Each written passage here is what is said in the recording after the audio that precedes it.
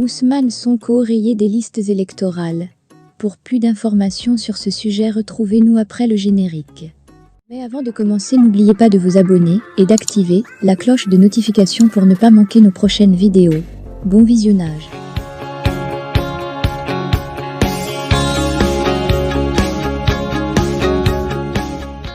Les espoirs de voir Ousmane Sonko se présenter à la présidentielle du 25 février 2024 s'envolent. D'après les informations de l'Aube, le leader de Pastef vient d'être rayé sur les listes électorales à la suite de sa condamnation par contumace dans l'affaire qui l'oppose à l'ex-masseuse Adji Rabissar. La leader de Pastef a perdu ses droits, il n'est plus électeur, encore moins éligible.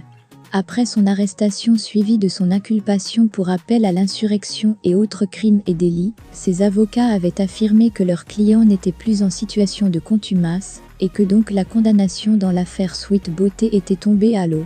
Une affirmation rejetée par le ministre de la Justice Ismaïla Madior Fall. Face à la presse, ce lundi 7 août, le garde des Sceaux a rappelé que la contumace est toujours d'actualité, car le leader de l'ex-parti Pastef n'a pas été arrêté dans le cadre de sa condamnation, mais plutôt dans une autre affaire. La chancellerie a envoyé au ministre de l'Intérieur, depuis environ 3 semaines, la liste des personnes dont la condamnation a des conséquences sur leurs droits civiques. Et sur le bordereau, figurait Ousmane Sonko perdu par le contumax. En conclusion, le ministre affirme que la contumace est toujours d'actualité.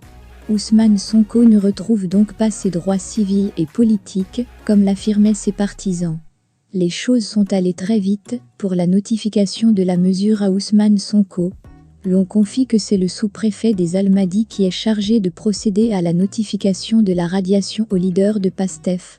D'après des informations de l'Observateur, l'autorité administrative a saisi le commissaire de police de Dieuppeul d'une correspondance N-754 AA/SPA en date du 3 août 2023, avec comme objet, pour transmission et notification à l'intéressé, Ousmane Sonko, NDLR, d'une lettre adressée à Ousmane Sonko. Seulement, l'officier de police, qui s'est rendu lui-même au domicile du leader de Pastef, à la cité Cœur Gorgui de Dakar, n'a pu remettre le document à Sonko en raison de son incarcération. Et comme la recommandation était de le lui remettre en main propre, le commissaire a retourné le pli au sous-préfet.